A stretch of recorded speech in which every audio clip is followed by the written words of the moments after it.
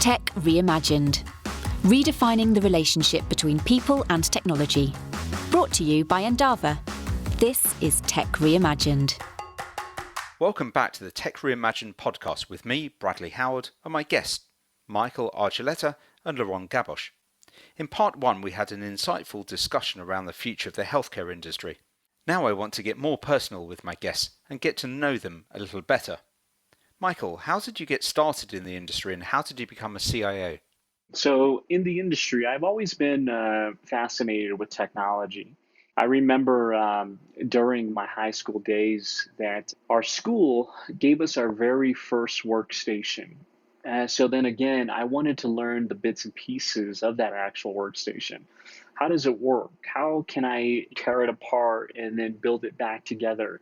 And then really started getting fascinated with technology initiatives, networking, started to design a network at home, having things communicate back and forth. It was really a field that truly fascinated me. So moving forward, I went to college for IT, for information technology, for network management, really learned how to design a network. Started doing Cisco Bootcamps, really on a network standpoint. So it was really a field that really fascinated. And again, healthcare was one of those things that I never would have thought that I would basically be involved, because I even remember as a kid, I was so afraid of doctors because of needles. And I always used to say, I hate the hospital, I hate the clinics because of that, because of fear on that. But I never thought I would be in a healthcare area. So again, there was a time where they were looking for a network administrator and finished college. And I got the job and then really started to progress from there. And again, on how the healthcare CIO has really gone from crawling to walking upright to carrying the organization. I mean, it's been a massive transformation. When you saw how the overall technology job started as an actual tech manager to now a driver role, from an advisor role to a driver role, from the tech manager to the CIO 2.0. I went from a network engineer to the director of IT, then to the first chief information officer, continuing to basically be that overall business leader to incorporate technology and business as one. Because at the end of the day, if we're just focusing on technology, we're always going to be basically siloed. We're not going to continue to progress. So we need to incorporate, how does a business operate? How does a business create revenue? How does a business basically run on a standpoint? And the evolution of the CIO has really come in. And it's been one of those items that I am a business leader, but I'm also a technology leader as well. So it's been an amazing journey. Wow. And you also sit on several other boards. So how did those opportunities arise? And can you talk about any of them today? Yeah, absolutely. So I've been involved in many initiatives. I've really started to, you build your own brand. And that's what I always tell every individual to build your own brand, build yourself as an actual expert in the field. Learn, be a learner, really try to be teachable, learn from these different initiatives. And again, being part of different interns, different groups allows you to basically be more creative, have that understanding, and you get that exposure towards okay, Mike Archuleta understands startups, he understands cybersecurity, he understands digital transformation, and then he also understands the way the business basically operates at the end of the day. We are business leaders, we are also technologists. And it's been one of those initiatives that have allowed me to basically be moldable, to go into different areas. It has allowed me to be a teachable person, which allows me to sit on a board, which is beneficial because I could bring my perspectives on what I've learned in the healthcare industry, what I've seen, the pros and cons. I took an industry and I took an organization that had a 59% uptime to a 99% uptime. I came into an organization by adding virtualization efforts that really reduced costs by 56% and improved uptime again from 59% to 99%, which increased business productivity, operating efficiencies, and enhanced services while reducing operating expenses. And I always say that there's two types of individuals. There's people that are talking, and there's also the GSDers. And people tell me, well, what are the GSDs? You always talk about hashtag GSD because you're very active on social media. I said, those are the individuals that I basically roll with. Those are the people that are getting shit done. And that's basically the bottom line. There's talkers and there's GSDers. And those are the individuals that you truly want to be. And that's what I teach everyone, that continue to be progressive, continue to lead the way, continue to be in that driver's role, that innovator, that project advisor, that political visionary, that economist, that risk manager, that venture capitalist, that customer service focus. Be the individual, the CIO 2.0. Don't ever go backwards. Continue to lead. Yes, talk, but also walk the walk too. Less talk and more walk. And that's basically the most way of success. And again, be part of the GSD community. We need to continue to get shit done in order for us to be progressive in everything that we basically do. And again, as an outspoken individual and as an individual getting shit done and truly showing results has allowed me to be very unique, which different groups would allow an individual to sit on a board to basically help advise. So it's been a great progression, a very humbling experience, but it's been a lot of hard work and dedication as well. Wow, that's very inspiring. And Lorand, how did you become a CTO? Well, there was nobody else available. You were the one person who got shit done. Yeah. So there are different types of CTOs. There are CTOs that are internal facing, taking care of the organization, the capabilities of an organization. There are CTOs who are more on the CIO role, taking care of also internal IT and cost. But there is also the type of CTO that I was, and that was the external facing one. And what does that mean? It is a CTO that looks to the outside world, understands the world, and tries to create new things that satisfy the needs of consumers, of people around the world. And that was the type of CTO that I was. And how did I become one? I had a track record of always trying to innovate and always trying to create new things. And something that others didn't really have. I'm not sure if you know very much Eastern Europe. Eastern Europe is not really a risk-taking area, yeah, unless you talk about military. But in IT, it's not really risk-taking. And I was a risk-taker. I said, let's try. And we introduced this or embraced the fail fast mentality. Let's try things out. If we fail, but we learn something from it and we improve not only the lives of people, but we improve the company as well. And that's the main reason that I was seeing the trends and I was anticipating them and I could, let's say, invent new things.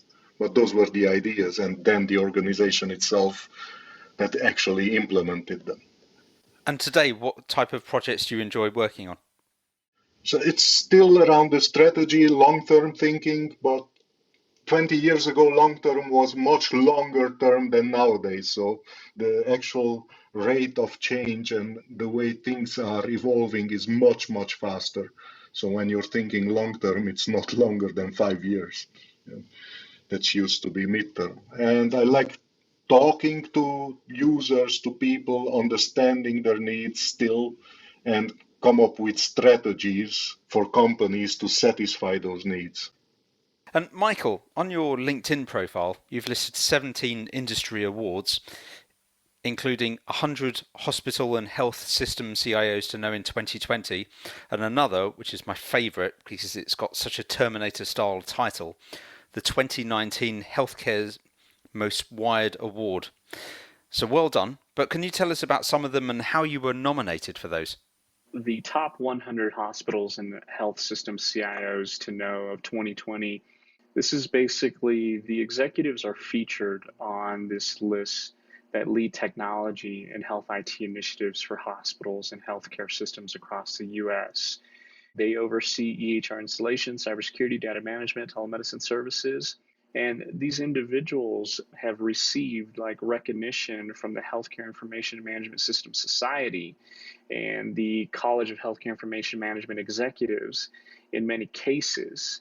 So again, these organizations basically continue to promote and state, the amazing things that these individuals are doing.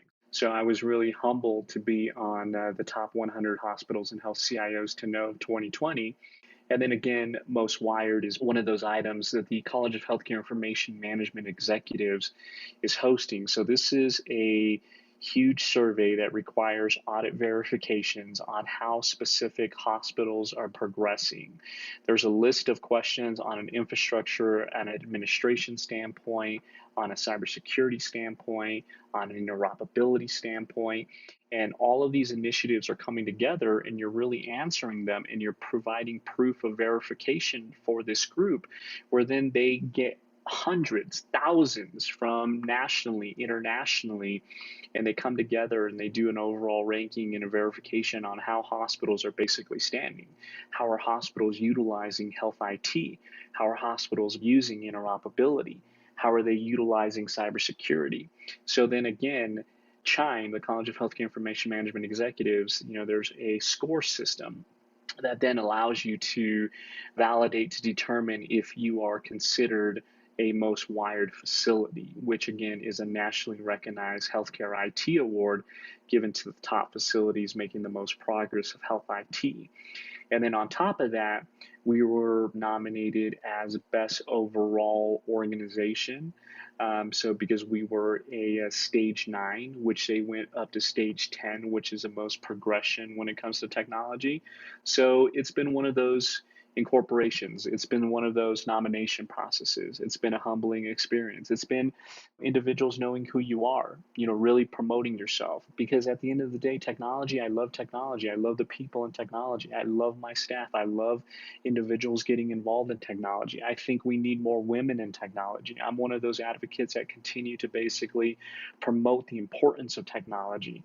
And I try to utilize tools like social media, like speaking platforms to really sell on those initiatives. It's so lovely to hear the passion about technology from such a leader. So, have you had mentors along the way? I've had many mentors, and I've been honored to have some phenomenal mentors in my life. One of my mentors, his name is Guillermo Diaz, so they call him G in Silicon Valley. And Guillermo, he was the prior chief information officer for Cisco Systems. And actually, he was one of the first Hispanics to ever become the CIO of such a massive networking company. I mean, we all know Cisco. It's international, worldwide. He became the global CIO. So really learning from him, talking to him, obtaining good knowledge from him has been such a critical element to my overall success. And then a great mentor as well was Ed Marks. Ed Marks was a phenomenal CIO in the healthcare industry. He became the CIO of Cleveland Clinic, which is a world-renowned facility, just for the massive amount of innovation and technology initiatives that they're doing. Really learning from Ed on a healthcare standpoint and really incorporating strong initiatives. And what I love too, to really tell the public is I got involved in the College of Healthcare Information Management Executives groups, also known as CHIME. And CHIME is one of those groups that promote you, grow you, create mentorship opportunities for you. And they're really strong advocates in the healthcare IT sector. These individuals continue to basically validate how is healthcare working? How is healthcare progressing, even on a overall policy level? They're in Washington. They're on cybersecurity boards. They're focusing on interoperability. They bring strong boot camps in play. They really bring these initiatives because I did a CIO Bootcamp with Chime. How to become a successful CIO from an actual tech manager to CIO 2.0. So again, these are items that we need to continue to basically utilize, these tools, evolve, because you need those mentors. You need those positive, inspirational individuals on your side to continue to grow, to continue to basically allow you to be innovative, allow you to bring these ideas in place. Because honestly, having mentors in place and having strong groups and associations like CHIME, like the College of Healthcare Information Management Executives, have allowed me to be successful, have allowed me to share the information that's very important, which is the love of technology and the love of patience. So again, bringing this all together creates a very successful process. And can you tell us more about the CIO Bootcamp that you mentioned? So I did the CIO Bootcamp, and this was many years ago. So I did the Healthcare CIO Bootcamp, which was, I believe it was October of 2013. So the College of Healthcare and Management Executives creates an overall boot camp. So they bring these individuals that are eventually wanting to become an actual healthcare CIO. They teach them about the different lessons that they've learned from an innovation standpoint, digital transformation standpoint, continuing to focus as an actual business leader, not just a technologist, from crawling to walking upright to truly carrying the organization, seeing the evolution of the actual CIO come into place, and bringing strong strategic initiatives that allow you to be successful. Chime also has an overall certification process that allows you to take a certification test that makes you a certified healthcare CIO. That's basically accredited through the College of Healthcare Information Management Executives. So again, this is a highly recommended thing, especially on a healthcare standpoint. If you just want another tool to continue to progress you, continue to inspire you, continue to basically utilize different strategic initiatives that create better successful processes. These are strong initiatives to really incorporate into your overall professional life moving forward. Lorand, have you had mentors in your career? Yes, quite different ones. The first and the one who influenced me, I think, the most was a Dutch guy called Peter Dieleman. He influenced me a lot. He was a friend of Edsger Wibbe Dijkstra, famous for his COBOL paper, if you can remember. He taught me ways of how to think about systems and software and how to think about building things. But I also had Tom Gilb as mentor, one of the fathers of Agile, working in Agile methodologies already in the 60s at IBM. He actually still reviews free of charge the strategies I develop from his standpoint, his point of view. Yeah. But I also have a psychologist as a mentor. He used to be the Minister of Education in Romania, and he introduced cognitive psychology in Romania. And that's very interesting to understand because he helps me understand people. I'm coming back a lot on this because if you understand your users, if you really understand them, then you can create the right products and services to serve them. And to see it from a psychologist point of view, it's very, very interesting. Even we are discussing in this COVID-19 period, we are discussing the conspiracy theories and how do they influence people and what do they consume and why do they consume it. So it's very interesting to have all these inputs and guiding hands in my career. Maybe some of those theories are going to be good for outside of this podcast then. Yeah. So, Lorand, what were the key opportunities or lucky breaks that helped your career?